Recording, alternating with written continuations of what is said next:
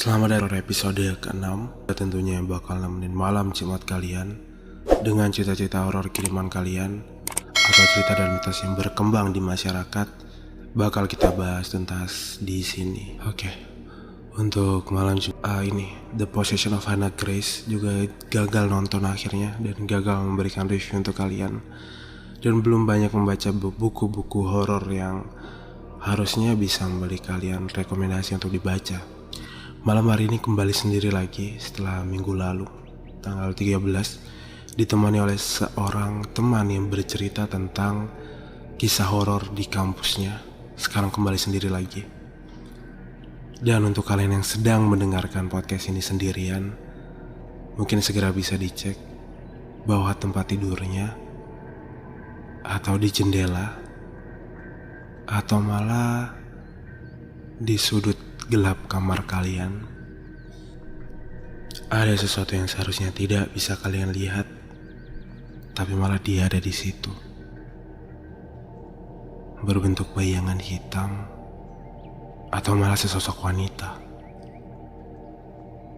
Segera dicek sebelum dia semakin menikmati cerita untuk malam hari ini. Karena cerita untuk malam hari ini cukup spesial. Cerita pertama dari seorang pendengar yang berasal dari Palembang. Ya, waktu aku baca ceritanya dia udah merinding. Dan semoga aku bisa menceritakan sehingga kalian bisa merasakan apa yang dialami oleh si pengirim cerita. Tanpa basa-basi lagi,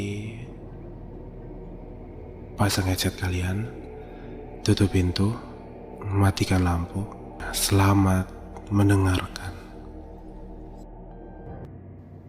Cerita pertama untuk malam hari ini datang dari seorang pendengar yang bernama Maya Ayu Lestari yang bertempat tinggal di Palembang. Kisah ini dialami Maya sendiri di rumahnya beberapa tahun yang lalu. Rumah dengan model tua khas Belanda, dengan halaman depan dan belakang yang cukup luas. Dan pada umumnya rumah-rumah dengan khas Belanda, jarak antar rumah satu ke tetangga lainnya lumayan memiliki jarak. Yang kata Maya, jarak itu ditutupi oleh beberapa pohon dan tumbuh-tumbuhan. Cerita ini bermula pada sore hari. Maya bilang tidak ada yang aneh. Seperti biasa, ayah dan ibunya sedang menonton TV, neneknya sedang berada di kamar, dan Maya sendiri berada di teras, sembari membaca sebuah buku. Yang kemudian entah dari mana datangnya, Maya teringat bahwa malam itu merupakan malam Jumat. Maya bercerita bahwa perasaannya gak enak hari itu. Tidak seperti malam-malam Jumat sebelumnya. Ya memang biasa saja. Dan memang tidak pernah terjadi sesuatu di rumah itu. Singkat cerita, malam pun tiba. Maya yang masih asik membaca buku di teras, ditemani dengan lampu yang sudah remang-remang, segera dipanggil ibunya untuk masuk dan menyantap makan malam. Entah kenapa setelah makan malam selesai, Maya ingin kembali ke teras untuk melanjutkan membaca bukunya. Neneknya berkata pada Maya, "Jangan baca buku di luar, di dalam aja." Maya pun hanya mengiyakan, sembari menggerutu, "Tumben sih nenek, biasanya juga gak apa-apa di luar, mana di dalam panas lagi." Maya yang kesal segera masuk ke kamar dan berbaring sembari menyelesaikan bukunya. Tidak terasa, waktu pun berlalu, yang dimana jam dinding di kamar Maya sudah menunjukkan pukul 10 malam. Tanpa sadar Maya pun tertidur, sembari memeluk bukunya. Kemudian, ia terbangun sekitar pukul 11:30 malam, karena rasa buang air kecil yang sudah tidak bisa ditahan. "Ah, sial, tadi lupa pipis dulu lagi sebelum tidur." Setidaknya begitu gerutu Maya, sembari bangun dan buka pintu kamarnya. Di depan pintu kamar Maya langsung mengarah pada ruang keluarga. Ruang keluarga Maya cukup luas dan gelap tentunya, karena lampu sudah dimatikan semenjak ayahnya tidur. Entah kenapa, Maya merasa udara malam itu dingin sekali. Sembari ia berusaha memperhatikan jalan yang memang sudah gelap, menuju lorong yang mengarah pada kamar mandi. Kamar mandi sendiri lokasinya berada di belakang, dekat dengan dapur dan halaman belakang. Dalam remang-remang ia melihat bahwa pintu kamar mandinya tertutup. Dan dari ventilasi atas kamar mandi, Maya melihat sebuah asap. Persis asap rokok, Maya bilang. Dan berkesimpulan bahwa itu ayahnya. Karena biasanya ayahnya buang air besar sembari merokok. Sudah pasti ayah nih. Maya pun kembali ke ruang keluarga dan duduk di sofa sembari menunggu ayahnya selesai. Namun, beberapa saat kemudian, tiba-tiba pintu dari kamar orang tua Maya terbuka. Dan di situ dia melihat ayahnya keluar dan bertanya pada Maya, ngapain duduk sendirian? Gelap-gelapan. Kalau mau nyalain TV, nyalain lampunya deh biar gak sakit matanya. Maya cuma bisa diam. Terus, siapa yang ada di kamar mandi? Mereka bertetapan setidaknya ada 2-3 menit. Kemudian ayah pamit untuk menuju kamar mandi. Ayah kamar mandi dulu ya. Maya langsung kaget dan berdiri dia bilang, dan langsung menarik tangan ayahnya. Maya memberikan isyarat ayahnya untuk diam. Shh. Dan pelan-pelan menarik ayahnya untuk menuju kamar mandi. Dan di situ ayahnya dan Maya sendiri masih melihat asap yang terus keluar dari ventilasi atas dan pintu yang masih tertutup rapat. Karena ayahnya takut itu maling, ayahnya segera membangunkan ibu dari Maya dan menyuruh mengambil beberapa senjata untuk melindungi diri. Dan bilang untuk mengunci kamar nenek dari luar karena takutnya itu memang maling. Mereka bertiga pun membawa senjatanya masing-masing dan menobrak pintu kamar mandi tersebut. Nihil. Tidak ditemukan apapun di sana. Kosong. Dan asap rokok yang dari tadi muncul tiba-tiba hilang begitu saja. Semua tampak hening. Tidak ada tanda-tanda pun pintu belakang dijebol. Tidak ada. Siapapun yang ada di dalam sana sebelumnya sekarang sudah hilang, seperti dimakan oleh heningnya malam. Nenek Maya yang mendengar keributan terbangun, dan dia mengetuk-ngetuk kamarnya yang dikunci dari luar. Segera ayah Maya membuka pintunya dan menceritakan kejadian ini pada neneknya. Dan nenek bilang, jangan ada yang tidur sendiri malam ini. Kumpul saja di ruang tengah. Takutnya jika memang maling dan kita lagi sendirian akan mencelakai satu dari kita. Ayah Maya pun setuju, dan mereka semua akhirnya memutuskan untuk tidur di ruang keluarga.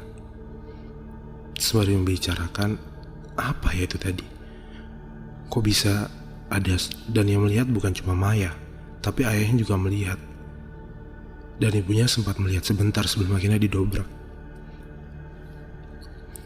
Setelah mereka berbincang-bincang, tidak sadar pun satu-satu dari mereka tertidur. Maya yang masih antara sadar atau tidak, dia mendengar ada keributan di halaman belakangnya. Seperti beberapa orang sedang membicarakan sesuatu secara bisik-bisik. Maya ingat banget, dia dengar dengan jelas bahwa di situ sedang ada 2 orang lagi bisik-bisik. Karena dia pikir itu mimpi, dia pun membuka matanya secara lebar dan membenarkan posisi duduknya agar dia benar-benar sadar dan yakin bahwa itu kenyataan. Dan benar saja, suara itu masih terdengar, orang-orang itu masih bisik-bisik. Dan langsung Maya yakin sekali pasti ada orang di halaman belakang ini. Dia pun membangunkan ayahnya untuk mendengarkan suara itu dengan seksama. Dan kali ini ayahnya yakin sekali pasti ini maling. Kembali ayahnya membangunkan ibu Maya dan mengambil seperti senjata, seperti pisau, kayu yang sudah disiapkan dari tadi. Maya bilang mereka bertiga jalan pelan-pelan ke dapur belakang dan mengintip pada halaman belakang melalui jendela yang ada di dapur. Di situ Maya ingat sekali dan dia bercerita bahwa dia melihat 2 orang yang memang sedang berbisik-bisik. Dia ingat satu orang lagi memakai topi koboi dengan pakaian zaman dahulu, dan satu lagi memakai kaos dan celana yang lusuh. Tapi anehnya, dua orang tersebut memiliki badan hampir 2 kali lipat dari manusia normal. Maya meyakinkan ayahnya untuk tidak keluar, karena ia yakin dua makhluk yang ada di luar itu bukan manusia. Tapi ayahnya terlalu jengkel, karena dia sudah, apapun di luar itu sudah mengganggu ketentraman keluarganya yang sedang istirahat malam itu. Ayahnya membawa kayunya, membuka pintu kunci belakang dan langsung menyergap kedua makhluk tersebut. Hal aneh pun terjadi. Dua makhluk tersebut tiba-tiba dengan sangat cepat melompat ke atas genteng rumah Maya yang sekiranya memiliki tinggi sekitar, Maya bilang 3-4 meter.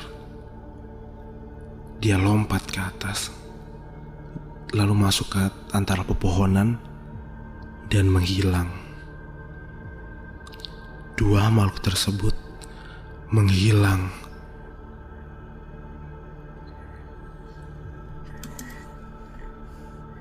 Maya dan seluruh keluarganya bingung memang malam itu, karena mereka baru melihat dua sosok makhluk yang dengan lincahnya melompat hampir 4 meter masuk ke antara pepohonan dan menghilang. Dan hingga sampai saat ini Maya bilang masih tidak tahu makhluk apa itu, dan masih menjadi misteri keluarganya hingga kalian mendengar podcast ini. Mungkin dua makhluk tersebut sedang berada di genteng kalian, sedang mengawasi kalian, sedang ikut mendengarkan cerita mereka. Itu cerita pertama untuk malam hari ini, datang dari seorang pendengar kita yang bernama Maya, yang berasal dari Palembang. Waktu aku jangankan record, waktu aku baca ceritanya waktu pertama kali dia kirim, itu creepy banget. Ya lebih ke arah creepy ya, dan bikin merinding. Karena aku gak bisa bayangin kalau aku di posisi Maya dan aku ngelihat dua sosok bentuk, bukan manusia tapi berwujud manusia, dan memiliki selincah itu. Apalagi dialami di tengah malam lagi. Aku gak bisa bayangin sih kalau aku jadi Maya. Itu cerita pertama kita untuk malam hari ini. Kebetulan malam ini ada 2 cerita. Dan cerita kedua dikirimkan oleh temen aku sendiri waktu kejadian perkemahan Sabtu Minggu atau yang biasa kita sebut persami, waktu zaman dia SMP. Gak usah lama-lama lagi, langsung kita ke cerita kedua. Selamat mendengarkan, dan pastikan apakah kalian masih sendirian mendengarkan cerita ini. Cerita untuk malam hari ini datang dari teman aku sendiri. Dia cerita secara langsung tentang kejadiannya waktu persami atau perkemahan Sabtu Minggu. Jadi dia cerita ini secara langsung ke aku, dan dia gak mau disebutin siapa namanya. Terus dia cerita ada satu kejadian yang gak bisa dia lupain sampai sekarang, yaitu waktu di SMP-nya di acara perkemahan Sabtu Minggu. Sebut saja nama temanku ini Rizal. Singkat cerita, Rizal bilang hari itu hari Sabtu. Setelah sekolah selesai, mereka diberi waktu 2 jam. Terserah bisa pulang atau stay di sekolah jika memang barang-barangnya sudah disiapkan dari pagi. Kebetulan Rizal dan teman-temannya sudah menyiapkan barangnya dari pagi. Jadi mereka memilih untuk stay di sekolah karena bisa bermain, dan bercanda gurau bersama teman-temannya. Di saat asik-asiknya mereka bercanda gurau, salah satu dari teman mereka yang bernama Coki bilang bahwa sekolah ini kalau malam angker. Di kamar mandi atas sering terdengar perempuan menangis setelah lepas maghrib. Rizal hanya tertawa waktu itu. Dia bilang, gak mungkin lah, masa ada tiba-tiba ruangan menangis malam-malam, aneh. Orang kita siang juga gak ada apa-apa, gak angker-angker, masa tiba-tiba malam jadi angker. Diikuti oleh semua temannya tertawa. Coki cuma bisa bilang, ya udah kalau kamu nanti dilihati baru kamu tahu. Ya akhirnya obrolan itu hanya menjadi obrolan angin, obrolan lalu saja. Digantikan oleh canda gurau dan main bersama teman-teman yang lain. Tidak terasa acara pun dimulai. Berbagai sesi acara Rizal ikuti. Dan kebetulan Rizal cerita kalau dia terpilih sebagai ketua kelompok waktu itu. Seluruh kegiatan selesai pukul 10 malam dan seluruh peserta bersami dipersilakan untuk istirahat. Mungkin Rizal ingat waktu itu masih SMP. Jadi jam 10 malam sudah disuruh untuk istirahat. Rizal kebetulan mendapatkan kelas di bagian atas di lantai 2. Dan dia bilang sekitar 3 kelas dari kamar mandi yang diceritakan sama Coki tadi siang. Mereka segera menggelar karpet dan siap-siap untuk istirahat. Namun karena mereka bercerita bercanda tidak sadar bahwa waktu sudah menunjukkan pukul 11:30. Kebetulan waktu itu seluruh lampu kata Rizal dimatikan agar kerasa benar-benar seperti di alam. Jadi seluruh lampu di bagian dalam sekolah dimatikan, cuma di bagian luar yang dinyalakan. Dan sekitar Rizal ingat banget sekitar jam 12 kurang ada seperti kakak panitia gitu lewat dan mereka mengedor untuk menyuruh cepat tidur karena besok pagi acara akan dilangsungkan pagi hari. Tertidurlah mereka semua. Tidak lama setelah bercanda mereka semua tertidur. Dan gak lama setelah itu ada satu teman Rizal sekelompok yang namanya Doni tiba-tiba menolongkan Rizal. Jal, temenin aku kamar mandi dong, aku kebelet pipis. Rizal yang sebagai ketua kelompok, dia merasa harus bertanggung jawab pada kelompoknya. Dia segera bangun. Iya aku temani Don, aku temani. Dia ngambil senter, jalanlah mereka berdua. Doni di belakang, Rizal di depan. Rizal ingat banget tuh, dia karena kamar mandi terdekat cuma itu, daripada dia harus turun ke bawah, akhirnya mereka pakai kamar mandi yang di atas. Doni masuk, Rizal nunggu di luar kan. Sekitar waktu itu kan malam hari. Dia ingat banget rasanya waktu itu lama banget. Baru 2 menit tuh dia udah rasa 10 menit. Lama banget. Dia tanya ke si Doni di dalam, Don, udah beres belum? Lama banget di dalam. Iya, bentar lagi selesai. Gitu jawab Doni. Waktu itu Rizal merasa bahwa Doni BAB nih, bukan pipis, bukan buang air kecil. Ditungguin kan sama Rizal. Hingga 5 menit berlalu di jam tangan di tangannya. Udah 5 menit. Lama banget anak ini. Don, udah beres belum? Akhirnya dia senggol pintu yang tadi Doni masuk. Pas didorong, itu gak ada apa-apa di dalam. Kosong. Bener-bener gak ada orang di dalam. Dan Rizal ingat setelah dia buka pintunya, tiba-tiba ada suara cewek ketawa. Ya persis kayak gini nih. Suara cewek ketawa. Dia kaget bukan main dong. Dia lari balik buat ke kelas. Dia langsung ambil posisi tempat tidurnya yang tadi. Dia langsung tutupin matanya pakai jaketnya. Dia berusaha buat malam-malam itu. Dia nggak tahu Doni kemana, dia nggak peduli. Pokoknya dia yang penting dia tidur, dia bangun pagi lah. Rizal ingatnya itu. Dia udah nggak bodo amat jadi ketua kelompok. Yang penting apapun itu dia selamat lah. Karena nggak mungkin tiba-tiba dia dengar suara cewek ketawa tengah malam di kamar mandi, dan temennya yang tadi masuk hilang. Ketiduran lagi yang si Rizal ini. Bangun pagi-pagi dibangunin sama kakak tingkat buat ngikutin acara waktu itu pagi sekitar senam lah dia bilang, kalau nggak salah senam. Terus dia tanya lah ke Doni nih, Don, semalam kamu ngajak aku ke kamar mandi tah? Hah? Enggak kok.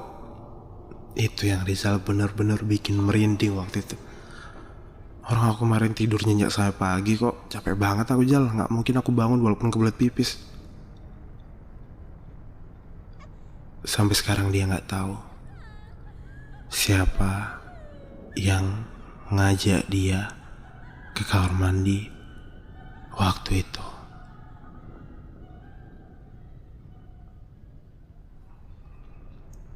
Itu cerita kedua kita untuk malam hari ini. Tentang gak tahu dia diajak siapa ke kamar mandi. Mungkin bagi kalian yang sedang mendengarkan podcast ini dan pengen ke kamar mandi, mungkin bisa dicek. Mungkin semua keluarga kalian udah tidur, tapi mungkin ada makhluk lain di rumah kalian yang sedang menggunakan kamar mandi itu. Dicek dulu ya kamar mandinya. Dari dua cerita aku bisa ambil kesimpulan sih, kalau ternyata makhluk halus itu bisa menampakkan dirinya dalam bentuk apa aja. Contohnya di cerita pertama tadi ada cerita dari Maya tentang rumahnya yang ada dua makhluk tadi. Itu juga kan sebenarnya dia makhluk halus yang mungkin membentuk seperti tubuh manusia. Lalu di cerita si Rizal, makhluk halusnya membentuk temannya sendiri bahkan. Dan itu Rizal ingat banget suaranya sih. Dan suara bentuknya itu Doni, benar-benar bukan orang lain. Jadi memang mereka bisa menyerupai apapun. Jadi mungkin sekarang kalian yang lagi dengerin sama teman kalian, mungkin bisa dicek apakah itu benar teman kalian, atau itu mereka yang menyerupai teman kalian. Mungkin bisa dicek. Karena kita gak pernah tahu, gak ada yang bisa bedain loh. Dari cerita dari Maya, cerita dari Rizal, gak ada yang bisa bedain antara makhluk itu manusia atau mereka yang tidak kasat mata. Mungkin itu cukup untuk malam hari ini. Semoga memenuhi dosis horor kalian untuk malam Jumat hari ini. Sekian untuk malam hari ini. Terima kasih sudah dengerin. Dan hati-hati. Kita tidak pernah tahu apa yang sedang bersama kita malam hari ini. Selamat beristirahat dan selamat malam.